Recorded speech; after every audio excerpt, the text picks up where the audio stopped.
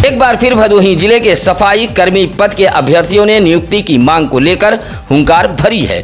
सोमवार को सफाई संघर्ष समिति के बैनर तले पहुंचे अभ्यर्थियों ने डीएम को एक पत्र सौंपा है और नियुक्ति किए जाने की मांग की है। कहा कि प्रदेश के अन्य जनपदों में सफाई कर्मियों की नियुक्ति हो गई है, जबकि भदोही जनपद में लगातार सफाई कर्मी धरना प्रदर्शन आंदोलन करते चले आ रहे हैं। बावजूद अभी तक भदोही जिले में सफाई कर्मी पद पर अभ्यर्थियों की नियुक्ति नहीं हो पाई है। पत्र सौंपते हुए अभ्यर्थियों ने नियुक्ति किए जाने की मांग की है। इस मौके पर दिव्या पाठक, पवन कुमार बिंद, सतीश कुमार, बैजनाथ यादव, रामबली आदि मौजूद रहे। बकरीद पर्व को देखते हुए सोमवार को भदोही जिले के चौरी व ज्ञानपुर कोतवाली में शांति समिति की बैठक आयोजित की गई थी। एसपी डॉक्टर मीनाक्षी कत्यान व अपर पुलिस अधीक्षक डॉक्टर तेजवीर सिंह के निर्देश पर बकरीद पर्व को लेकर शांति समिति की बैठक आयोजित की गई थी। ज्ञानपुर कोतवाली में अपर पुलिस अधीक्षक डॉक्टर तेजवीर सिंह, सीओ प्रभात राय व चौरी थाने में प्रभारी निरीक्षक देवेंद्र प्रताप सिंह की अध्यक्षता में बैठक आयोजित की गई थी। अपर पुलिस अधीक्षक ने सभी से शांतिपूर्ण और भाईचारे के माहौल में बकरीद मनाने की अपील की है। कहा कि सड़क पर नमाज पढ़ने की इजाजत नहीं दी जाएगी, साथ ही कोई भी नई परंपरा की शुरुआत नहीं होगी। असामाजिक तत्वों पर विशेष नजर रखी जाएगी। बैठक में रंजीत गुप्ता, जमील अहमद, अनीता बिंद, शकील दादा, महेश पाठक आदि मौजूद रहे। घर में बेटी की सगाई की तैयारी चल रही थी। मुंबई में रह रहा पिता सगाई में आने के लिए निकल रहा था, तभी अचानक सीने में दर्द उठा और मुंबई में ही उसकी मौत हो गई। जिस दिन बेटी की सगाई का दिन था, उस दिन घर पर पिता का शव पहुंचा। मंजर देख हर किसी की आंखें नम हो गई। मामला भदोही शहर के अस्ती गांव का है। 45 वर्षीय रमेश सरोज मुंबई में रहकर ट्रक चलाते थे। 9 जून को बेटी की सगाई थी। सगाई में आने के लिए रमेश सरोज तैयारी कर रहे थे, लेकिन अचानक 7 जून को ट्रक चलाते समय सीने में दर्द उठा। ट्रक में मौजूद सहयोगी उन्हें अस्पताल ले गए, जहां इलाज के दौरान 8 जून को उनकी मौत हो गई। 9 जून को सगाई वाले दिन रमेश सरोज का शव उनके घर अस्थि पहुंचा था।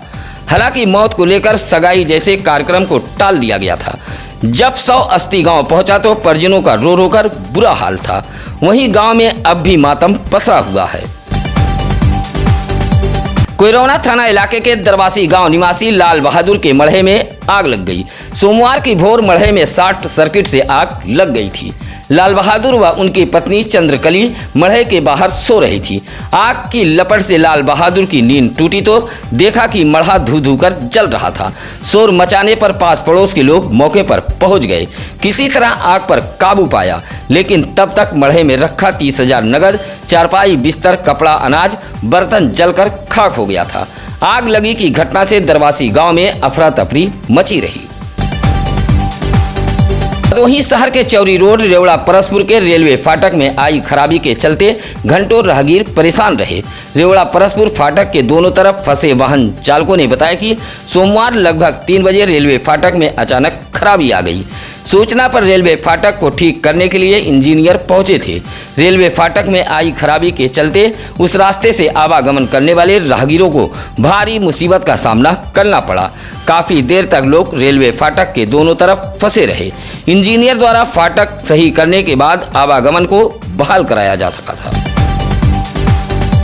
10 जून दिन सोमवार को भदोही जिले में धर्म रक्षक महाराजा सुहेलदेव पासी का विजय दिवस बड़े ही धूमधाम से मनाया गया।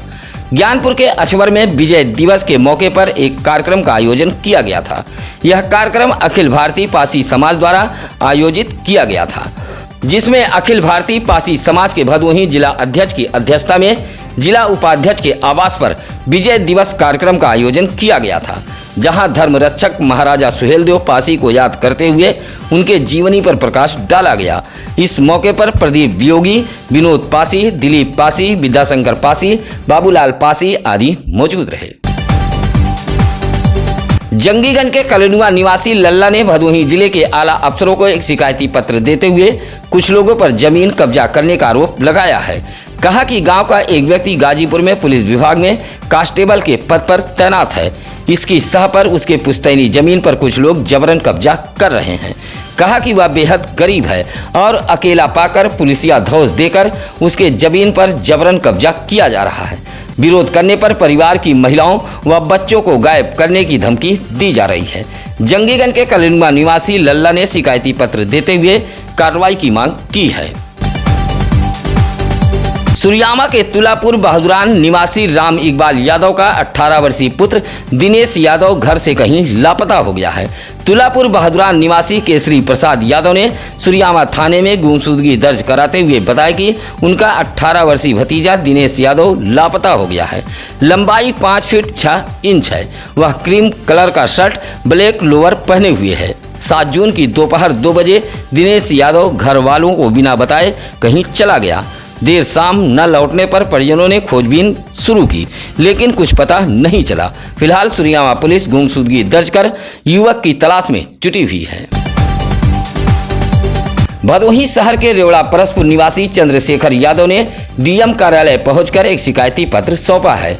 कहा कि उसके पिता से कुछ लोगों ने जालसाजी कर जमीन को बैनामा करा लिया गया है। चंद्रशेखर यादव का आरोप है कि रामरायपुर के कुछ लोगों ने खिला पिलाकर बिना रुपया दिए उसके पिता से जमीन बैनामा करा लिया है। कहा कि वह अपने पिता का एकमात्र वारिस है। शिकायती पत्र देते हुए चंद्रशेखर यादव ने जालसाजी कर उसके पिता से लिखवाई गई जमीन के मामले में जांच कराकर कार्रवाई किए जाने की मांग की है। सुरयामा थाना इलाके के पाली निवासी पिंटू का 14 वर्षीय पुत्र डॉक्टर कुमार किसी के साथ चला गया था। परिजनों ने गुमशुदगी दर्ज कराई थी। पुलिस ने किशोर को बरामद करते हुए न्यायालय बाल कल्याण समिति के समक्ष पेश किया था, जहां परिजनों ने किशोर के सुपुर्दगी की गुहार लगाई थी। न्यायालय बाल कल्याण समिति के अध्यक्ष पीसी उपाध्याय ने किशोर को उसके परिजनों को सुपुर्द करने का आदेश दिया था। आदेश के बाद किशोर अपने परिजनों संग चला गया था। इस मौके पर डॉक्टर पंकज मालवी, संगीता खन्ना, अजय प्रताप सिंह, निर्मल पाल मौजूद रहे। उत्तर प्रदेश राज्य आंगनबाड़ी कर्मचारी संघ के जिला अध्यक्ष राजेश कुमार सरोज ने डीएम कार्यालय पहुंचकर एक पत्र सौंपा है और शिकायती पत्र देते हुए कहा कि सराय जगदीश के आंगनबाड़ी कार्यकर्ती के पद पर गलत तरीके से प्रमोशन किया गया है। तत्काल निलंबित किए जाने की राजेश कुमार सरोज ने मांग की है। आज सत्यम न्यूज की खबरें कैसी लगी, आप दर्शक बंधु कमेंट कर हमें जरूर बताएं। अगर आपके पास भी है कोई खबर तो आप हमें फोन कर सकते हैं। इसके लिए लगातार हम चैनल पर नंबर फ्लैश कर रहे हैं। आप अपने परिवार के बच्चों के जन्मदिन की खबरें भी हमें भेज सकते हैं। इसी के साथ अब नसीर कुरैशी को दीजिए इजाजत। नमस्कार, आदाब। ताज़ा खबरों के लिए सत्यम न्यूज को सब्सक्राइब करें।